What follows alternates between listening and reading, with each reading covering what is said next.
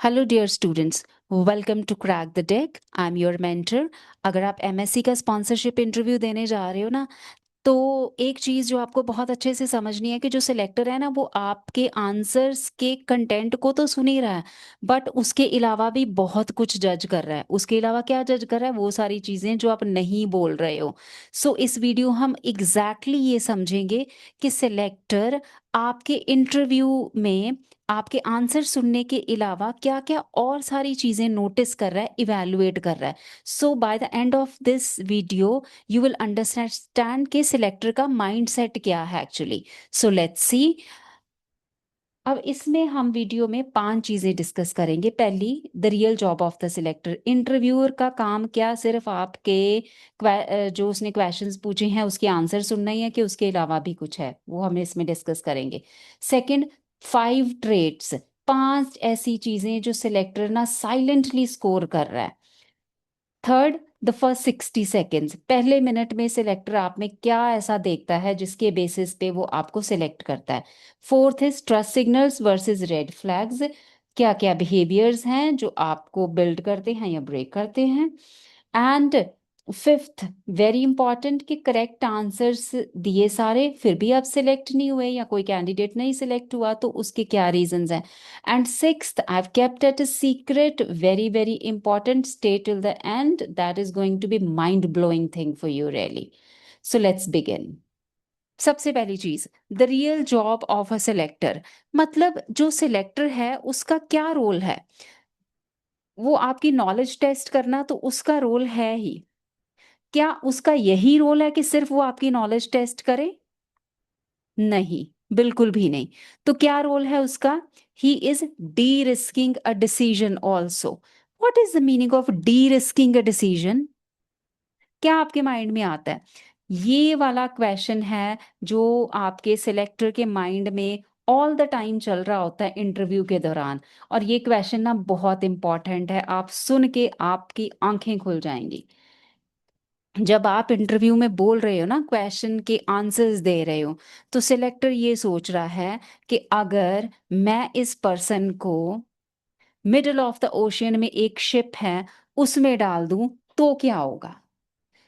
क्या होगा मतलब ये पर्सन कैसे रिएक्ट करेगा, इसकी क्या अप्रोच होगी, ये क्या सोचेगा, ये कैसे डिसीजन लेगा। सो ये वाली चीज़ है जो बहुत इंपॉर्टेंट है और जो बच्चे बिल्कुल भी नहीं इस चीज़ के बारे में सोचते हैं कि जब इंटरव्यूअर सिलेक्टर आपसे क्वेश्चन पूछ रहा है तो उसके माइंड में क्या चल रहा है। So this is something very important, क्योंकि सिलेक्टर की जॉब है D risking a decision. MSc company है, वो आपको कैडेटशिप प्रेपरेशन के लिए 10 to 15 lakhs आपके ऊपर स्पेंड करेगी, और फिर उनको ऐसा कैंडिडेट चाहिए है जो राइट डिसीजन ले पाए मिडल ऑफ द ओशियन में शिप पे बैठे हुए। So this is the job of the selector. Now next, 5 ऐसे ट्रेट्स हैं जो आपका सिलेक्टर ना साइलेंटली स्कोर कर रहा है, मतलब वो आपको बता नहीं रहा है बट वो ऑल द टाइम ये वाली चीजें नोट कर रहा है। फर्स्ट इज योर अवेयरनेस, जो भी आंसर्स आप दे रहे हो क्या वो स्पेसिफिक आंसर्स हैं। Specific answer means merchant navy के स्पेसिफिक नहीं, एमएससी कंपनी के स्पेसिफिक हैं। कि आप जो आंसर्स हैं वो एमएससी कंपनी के स्पेसिफिक दे रहे हो कि मर्चेंट नेवी के इन जनरल स्पेसिफिक दे रहे हो। कमिटमेंट की जहां बात आती है कि आपकी आवाज में वो टोन एंड पिच आपकी कमिटमेंट वाली है कि नहीं, कि जब वो ये बात कर रहा है सेक्रीफाइस की, हार्डशिप की, कि आप अपनी फैमिली से दूर रह पाओगे कि नहीं रह पाओगे, तो क्या आप एक्चुअल में कमिटमेंट शो कर रहे हो कि आप ओवर कॉन्फिडेंस शो कर रहे हो। This is what is very important. Communication, आपकी कम्युनिकेशन कैसी है, क्लियर है, पेस में है, कि आप सिर्फ करेक्ट वर्ड्स यूज कर रहे हो just to pass the interview. Communication पता क्या होता है students? Communication is a two way process. मतलब सिलेक्टर आपसे पूछ रहे हैं और आप सीमलेसली आंसर कर रहे हैं, इसको कम्युनिकेशन कहते हैं। कम्युनिकेशन इज नॉट कि उसने क्वेश्चन पूछा और आपने टक टक टक टक उसका बिल्कुल एक रटा रटाया आंसर दिया। So you don't have to just answer, you have to communicate. Next जो इवेलुएट कर रहा है वो सेफ्टी माइंडसेट, क्योंकि सेफ्टी शिप पे ना सेफ्टी इज प्रायोरिटी। सो जो सिलेक्टर आपसे क्वेश्चन पूछ रहा है ना, उसके लिए सेफ्टी का कॉन्सेप्ट बहुत इम्पॉर्टेंट है। जो भी आपके फ्यूचर प्लान्स हैं, जो भी आप एग्जांपल्स दे रहे हो, उसमें सेफ्टी का concept has to be there. Long term thinking, long term thinking मैंने पहले भी बता दिया, एमएससी हर कैडेट पे 15 to 20 लाख स्पेंड करेगी उसको प्रिपेयर करने के लिए। सो आपके जो फ्यूचर प्लान्स हैं ना, वो एक रिहर्स्ड फ्यूचर प्लान्स नहीं होने चाहिए, वो जेन्युइन लगने चाहिए बिल्कुल। एंड व्हेन आई से जेन्युइन नो, क्योंकि देखो बहुत सारे स्टूडेंट्स बहुत सारे इंस्टीट्यूट्स में जाते हैं, प्रिपेयर करते हैं। अब एक क्लास में 60 स्टूडेंट्स बैठे हुए और 60 स्टूडेंट्स वही आंसर रट रहे हैं, और फिर आप वही आंसर को वहां पे बोल रहे हो, चाहे कि वो आंसर में भी ठीक आंसर है, पर उसमें आपको अपना पर्सनल कनेक्शन जरूर डालना है, उसको लॉन्ग टर्म थिंकिंग के साथ कनेक्ट करके। सो दैट इज हाउ जो आपके फ्यूचर प्लान है वो सिर्फ एक क्रैम्ड वाले नहीं होने चाहिए। सो ये वाले 5 ट्रेट्स हैं, ये वाली 5 चीजें हैं जो सिलेक्टर बहुत साइलेंटली आपको ऑब्जर्व कर रहा है इन चीजों पे। Next, third thing very important, the first 60 seconds decide more than you think. जब आप एंटर कर गए ना, तो जो फर्स्ट 60 सेकेंड्स है ना, जब आप इवेलुएटर के सामने बैठ गए, सिलेक्टर के सामने बैठ गए, तो first 60 seconds they decide much more how you enter the room. You were confident or you were, you know, hesitant and you were clumsy. Then how you greet the selector. जब आप selector को greet करते हो ना, आपने बिल्कुल selector के साथ आई कांटेक्ट करके, फेस पे हल्की सी स्माइल करके, then you have to greet the selector. And students क्या करते हैं, स्टूडेंट टेंस बॉडी लैंग्वेज से अंदर जाते हैं, एंड देन सिलेक्टर को देखने में से भी अवॉइड करते हैं। सो ये बहुत इंपॉर्टेंट फैक्टर है जो आपको ध्यान रखना है जब आप इंटरव्यू देने जा रहे हैं। आप जो क्रैक द डेक के स्टूडेंट्स हैं, उन्होंने सेलेक्टर की आंखों में देखना है, एंड देन आपको फेस पे थोड़ी सी स्माइल लगा के, and then you have to greet the selector, जो भी आप hello hi good morning whatever you are talking. So how you sit down, अब ये ना बहुत इंपॉर्टेंट है। अब स्टूडेंट्स, सेलेक्टर आपको बोल रहा है ओके प्लीज सिट डाउन, तो स्टूडेंट्स क्या करते हैं, मतलब नर्वस हैं, और मे बी कई बार चेयर को खींच लेते हैं जिसमें उसकी आवाज आती है। But even if you have to pull the chair, you have to drag the chair, do not drag, do not pull, try to lift the chair and sit in a very calm and composed manner। मतलब आप बिल्कुल, आपके चेहरे पे शांत भाव दिखना चाहिए। This is what is the moral of the story. Now next, the first sentence. First sentence जो आपका है, क्लियर एंड काम। क्लियर एंड काम पता क्या, स्टूडेंट्स जब बैठ जाते हैं ना इंटरव्यू देने के लिए, और सिलेक्टर के सामने बैठे हुए हैं, और उनको लगता है कि अब ये क्वेश्चन पूछें और मैं फटाफट आंसर दूं, क्योंकि उनको लगता है, स्टूडेंट्स को, आप लोगों को ये लगता है कि सिलेक्टर यही पूछेगा what is your name. So then they because ये क्वेश्चन आप एक्सपेक्ट कर रहे होते हो अपने माइंड में, और फिर उसी वो वाला आपका जो स्ट्रेस है वो आपके फेस पे भी दिखाई देता है। एंड फिर आपका फर्स्ट सेंटेंस ना, आप बिल्कुल रश में आंसर करते हो फटाफट से, कि आपको इसका तो आंसर पता ही है, like what is your name, which place you belong to. So अगर ये बहुत प्रिडिक्टेबल क्वेश्चन है, यही पूछेंगे ये पहले 2-3 क्वेश्चन जब आप जाके बैठोगे, but you have to start answering. आपको जो अपना कम्युनिकेशन शुरू करना है ना, मैंने जैसे पीछे बताया, कम्युनिकेशन बहुत काम एंड कंपोज्ड मैनर से शुरू करना है। Now the fourth thing is trust signals versus red flags. अब ट्रस्ट सिग्नल्स क्या हैं? ट्रस्ट सिग्नल्स वो चीज़ें हैं जो आपके सिलेक्टर को एकदम बताएंगी कि जो ये कैंडिडेट मेरे सामने बैठा हुआ है, जो फ्यूचर कैडेट बैठा हुआ है, वो ट्रस्ट वर्दी है। अब ये सब कुछ ना बिहेवियर है, नॉट व्हाट यू से। So quickly will talk about it. Study eye contact, मतलब सिलेक्टर के साथ आपका आई कांटेक्ट कॉन्फिडेंट होना चाहिए। काम इवन पेस ऑफ स्पीच। काम मतलब, अब देखो इस पे ना, I give you an example. Suppose आप कुछ क्वेश्चन तो आप बहुत प्रिपेयर करके गए हो, tell me about yourself, which place you belong to, है ना, एंड वेरी प्रिडिक्टेबल क्वेश्चंस। अब उसके बाद कुछ सिलेक्टर ने ऐसा पूछ लिया जिसका आंसर आपको नहीं पता है, जिसका आंसर आपको सोच के बताना है, तो फिर क्या होता है, इससे आपका पेस टूटता है। जिन चीजों के रटे रटाए आंसर, उसमें आप टक टक टक आंसर दे रहे हो, बट जहां पे वो एक प्रेडिक्टेबल आंसर नहीं आया, जो आपने प्रिपेयर नहीं किया, तो वहां पे ही आपका पेस टूटता है। तो इसके लिए टैक्ट क्या है, इवन जो आंसर्स आपने रट के गए हो ना, वो भी आपने बहुत स्लो और काम पेस पे बोलने, मतलब not very slow not very fast, but एक यूनिफॉर्म पेस रखना है, काम पेस रखना है, हरी वाला फेस नहीं रखना। देन स्पेसिफिक पर्सनल डिटेल, जो आप पर्सनल डिटेल्स हैं आप स्पेसिफिक बता रहे हो, है ना, आप ये very important, specific personal details. Selector is asking tell me about yourself, आप ना अपने बारे में बता रहे हो, आप अपने फैमिली बैकग्राउंड या उसके बारे में नहीं बता रहे हो, क्योंकि अगर सिलेक्टर को फैमिली के बारे में जानना होगा तो selector will ask no tell me about your family background. तो पर्सनल डिटेल्स हैं वो बहुत स्पेसिफिक हैं, when it is like about yourself, तो मतलब you have to talk about you and you only.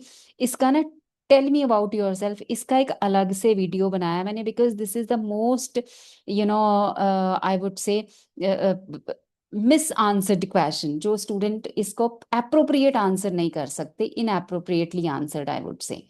Next is owning up to mistakes honestly. अब कहीं पे अगर गलती हो जाती है तो you can say always say I am sorry and you can go ahead with the communication with the conversation.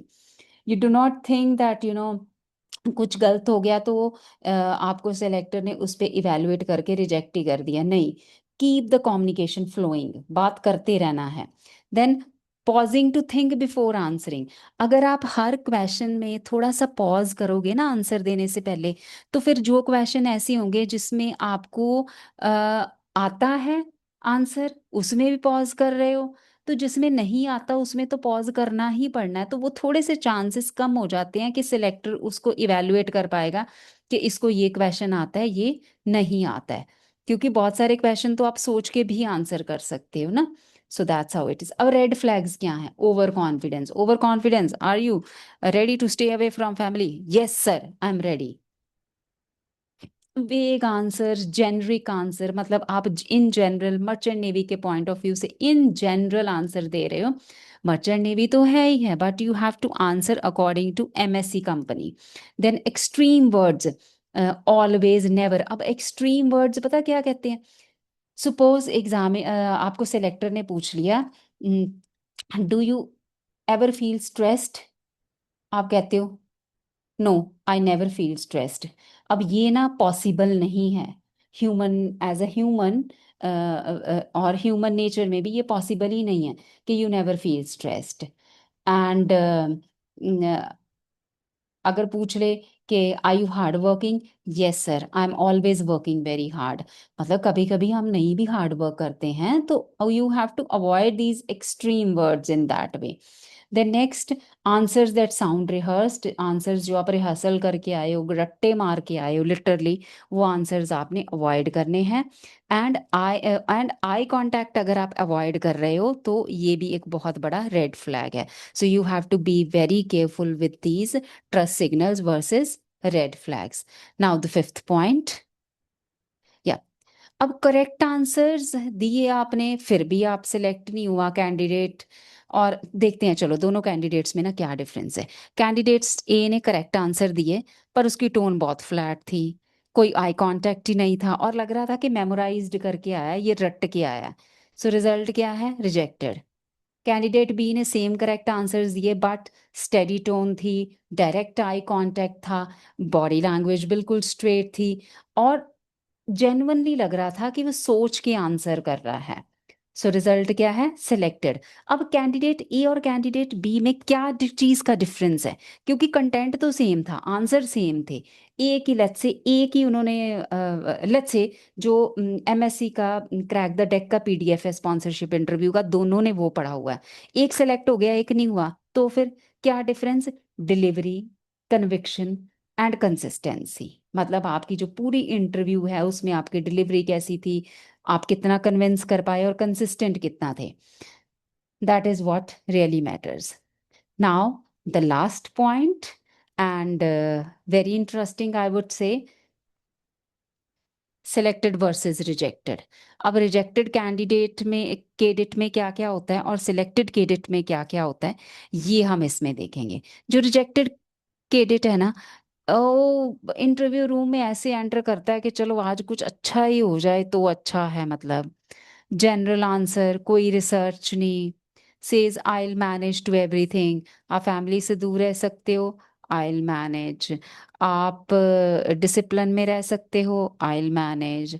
आप team as a good team member काम कर सकते हो, आई विल मैनेज। मतलब this is like and focuses only on personal round. Yes, MSC का ये बहुत बड़ा डिफरेंस है एक फ्रॉम अदर कंपनीज।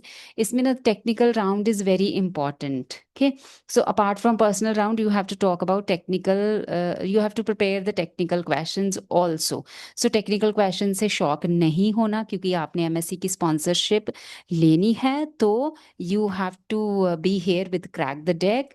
आप ये वीडियोस देखें, सुने। I will be covering almost all the questions in my videos, but still अगर आपका इंटरव्यू बहुत नियर है तो जो हमारा पीडीएफ है 63 क्वेश्चंस का, उसको आप डाउनलोड कर सकते हैं।